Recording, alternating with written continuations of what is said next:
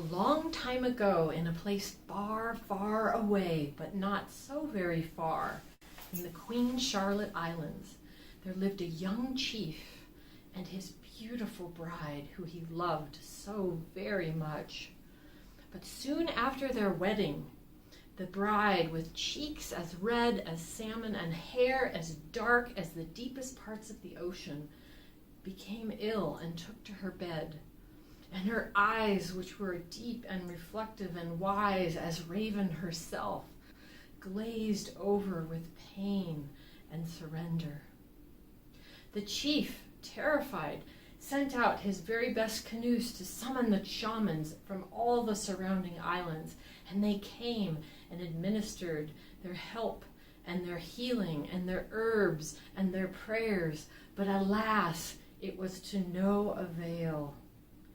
And on one dark, moonless night, the Great Spirit came and sat on her chest and gathered up the last bits of her breath and took her across the Owl's Bridge to the next place. Well, the chief, after her death, was in horrible pain. And he immediately set out to all the surrounding islands, trying to get a woodcarver to make a perfect likeness of his wife, for he needed her with him. And with each one, he would sit and very painstakingly go through, describing the curve of her back, or the way her eyelashes looked in a snowstorm, the way she laughed, the way she had little freckles across her nose. He would tell her stories, like when she caught a fish with her bare hands and let it go. And he also told them how he felt when he was with her.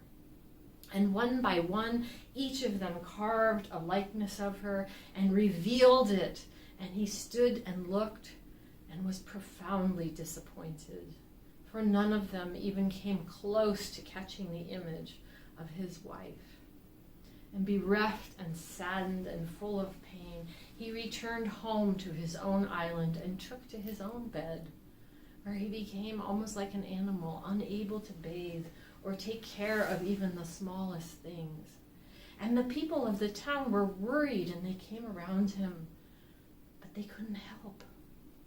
Until one day, a humble woodcarver from his own village came and sat by his side and said, "Chief, your sorrow sorrows me. And you have gone from place to place looking for someone who could recreate the image of your wife. But here's the thing. I have seen your wife, and I have seen you with your wife. And if it would please you, I would love to try to make a likeness of her." Well, the chief had very little hope at this point, but he thought it would do no harm. And he commissioned a big block of redwood to be brought from the mainland, because at that point they had no redwood trees on the Queen Charlotte Islands. And the humble carver took the block home and went to work. And every day he sat prayerfully beside that block of wood, and he thought about the chief's wife. And he thought about her eyelashes and the curve of her back and the darkness of her hair and the depth of her eyes. And she thought about her laugh and how the chief felt when he was with her. And piece by piece he carved her out until the day came when he called the chief and his brothers around and he unveiled the statue. And there, standing before the chief, was a perfect likeness of his beloved lost wife. And he felt that at some level she had returned to him. And she pulled the statue home and he put it in the center of his hearth in his home. And there he dressed it in his wife's clothing, particularly in a robe that she loved that had embroidered seabirds all over the sleeves. And he fed the statue little bits of nuts and seeds and whale blubber. And most importantly, he sat quietly and prayerfully and companionably beside her, and he talked to her about his day, about his decisions, about how much he loved her.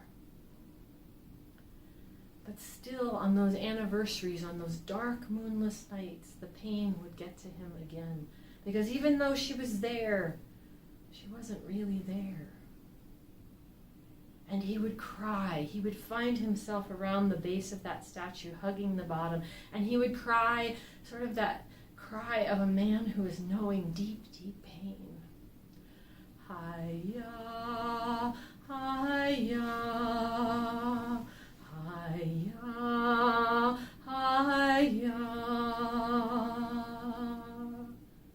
As if his song could reach her across the Owl's Bridge. And sometimes when he would awake, he would find himself curled around the bottom of that statue, the base of which stained a dark color of red from the saltwater truth of his tears. And he sat like this with her day after day and month after month, until one day he thought he saw the statue move. And he called everyone to see, she's coming alive, she's coming back to me. And it wouldn't move, but it seemed something was happening with his statue. And one day when he was sitting beside it talking to her, just about the day, nothing special, he heard a groan deep within the wood.